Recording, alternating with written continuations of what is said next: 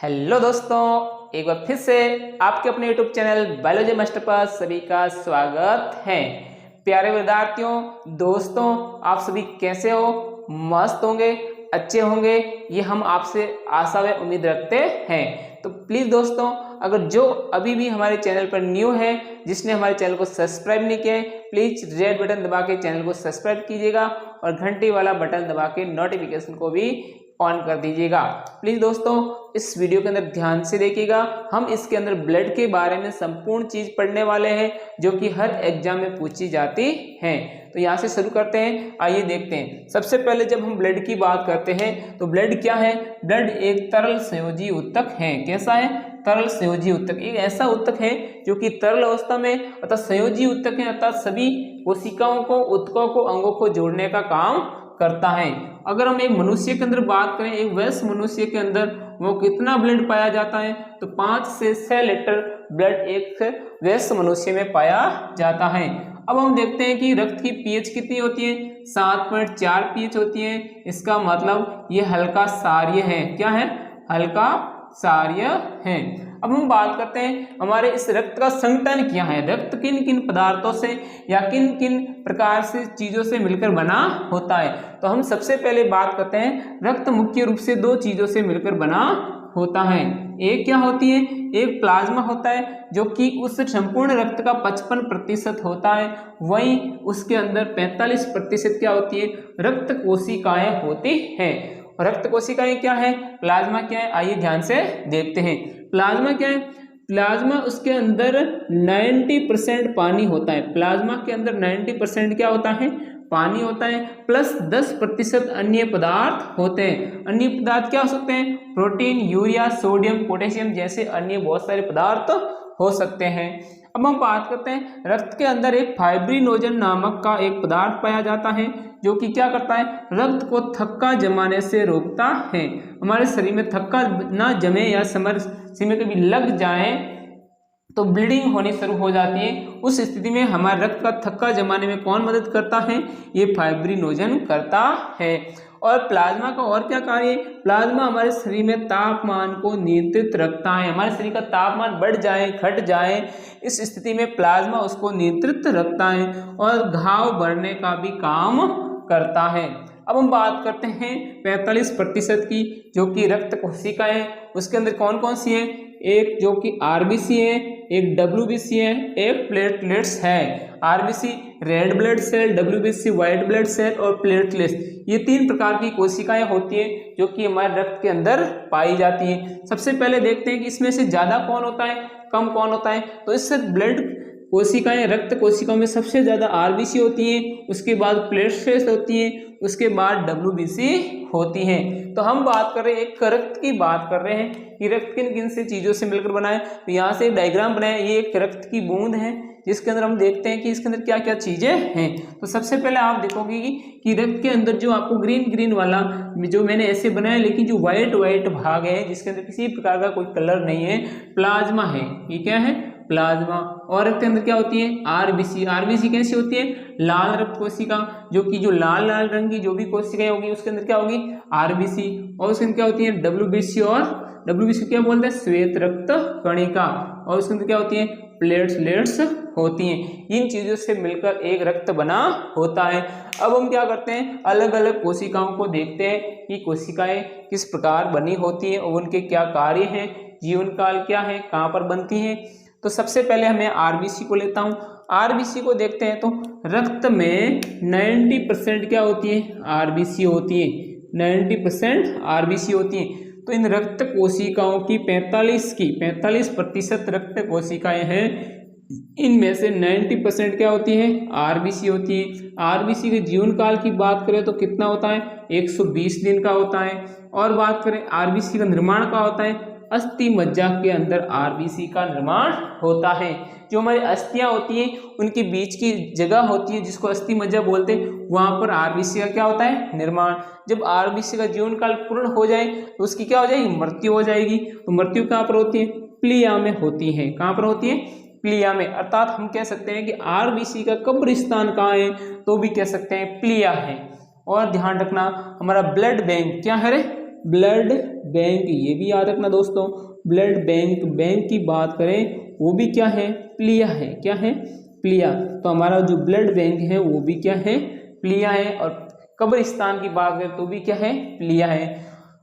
और क्या है, इस आरबीसी का कार्य क्या है, आरबीसी क्या करता है, ऑक्सीजन है, CO2 है, इनको संवहन करना, हमारे शरीर के अंदर कोशिकाओं से CO2 को लेके फेफड़ों तक पहुंचाना, फेफड़ों से पुनः CO2 को लेके कोशिकाओं तक पहुंचाने का कार्य कौन कर रहा है, आरबीसी कर रही है। अब आरबीसी लाल क्यों होती है, तो आरबीसी के लाल होने का कारण है कि आरबीसी में हीमोग्लोबिन नामक एक प्रोटीन, एक वर्णक पाया जाता है, जिसके कारण आरबीसी का कलर कैसा होता है, लाल होता है। तो याद रखना दोस्तों कि आरबीसी का कलर लाल होने का कारण उसके अंदर हीमोग्लोबिन वर्णक पाया जाता है, जिसकी वजह से आरबीसी कैसी दिखती है, लाल दिखती है।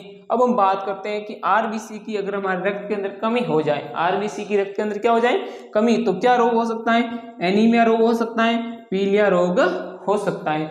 आइए तो दोस्तों यहाँ पर ध्यान दीजिएगा, अब हम बात करने वाले हैं डब्ल्यूबीसी के बारे में। डब्ल्यूबीसी क्या होती है, डब्ल्यूबीसी मुख्य रूप से दो प्रकार की होती है, एक डब्ल्यूबीसी जिसका नाम है लिम्फोसाइट, एक का नाम है मोनोसाइट। तो डब्ल्यूबीसी कितने प्रकार की होगी, दो प्रकार की, लिम्फोसाइट व मोनोसाइट। हम बात करते हैं डब्ल्यूबीसी की संख्या कितनी होती है हमारे रक्त के अंदर, तो हम देखते हैं कि जो आरबीसी की संख्या हमारे रक्त के अंदर सबसे ज्यादा होती है, उसके बाद जब सबसे कम की बात करें तो डब्ल्यूबीसी की संख्या हमारे रक्त के अंदर क्या होती है, सबसे कम होती है। और अगर हम डब्ल्यूबीसी की लाइफ की बात करें तो डब्ल्यूबीसी की लाइफ 3 से 4 दिन होती है, 3 से 4 दिन होती है। अगर हम आकार की बात करें तो आकार में सबसे बड़ी कौन होती है, डब्ल्यूबीसी होती है। आकार में सबसे बड़ी कौन होती है, डब्ल्यूबीसी। अगर हम निर्माण की बात करें तो इसका निर्माण भी कहाँ होता है, अस्थि मज्जा के अंदर होता है।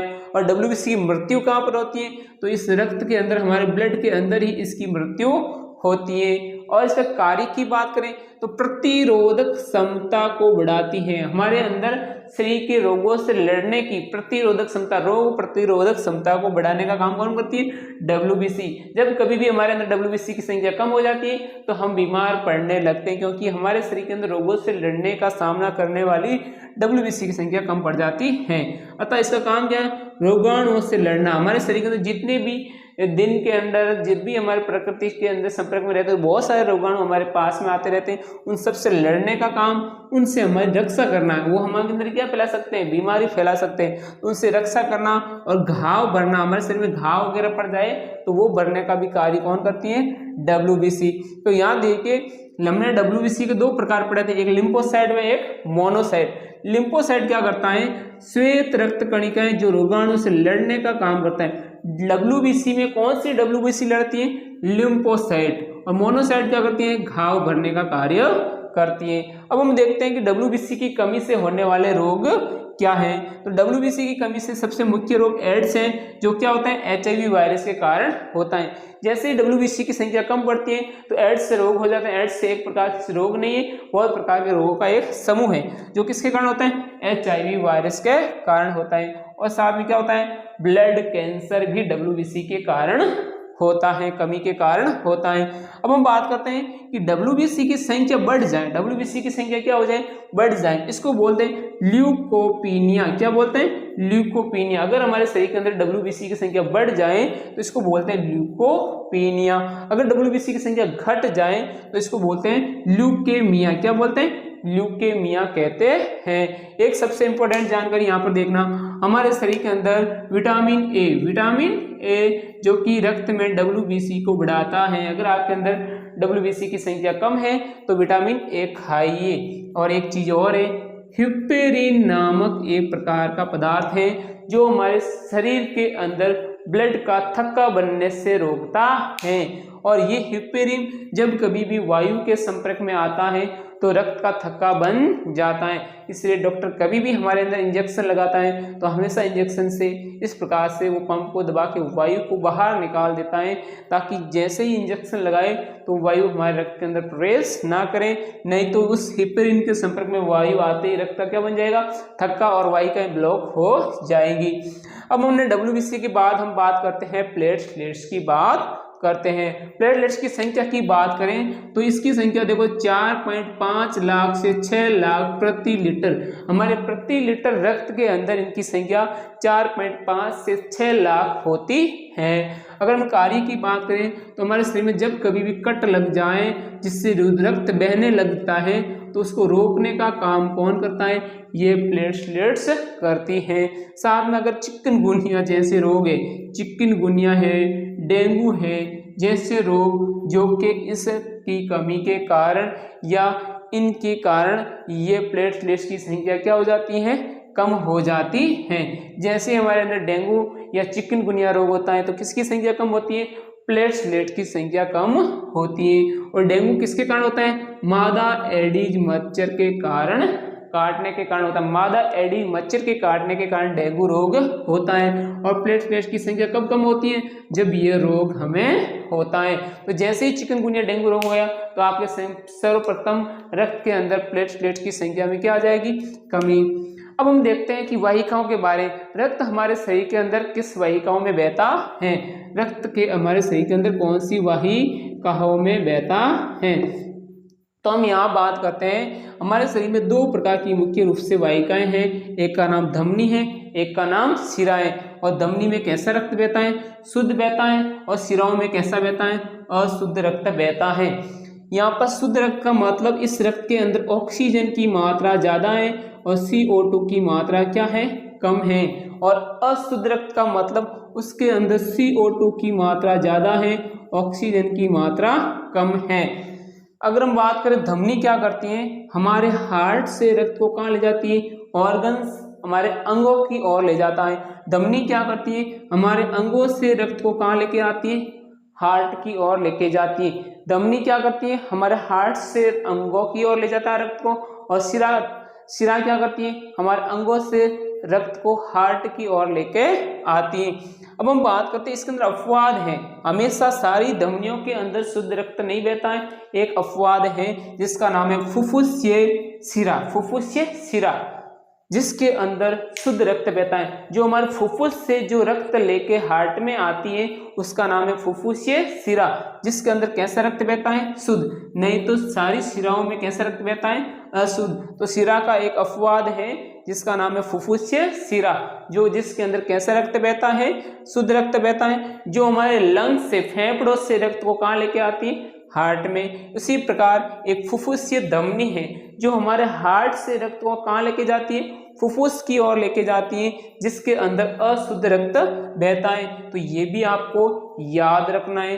तो प्लीज दोस्तों यहाँ पर हमारा ये टॉपिक पूरा होता है। अगर आपको मस्त लगा है, जानकारी अच्छी लगी है तो हमारे चैनल को लाइक, शेयर और सब्सक्राइब करना ना भूलिएगा।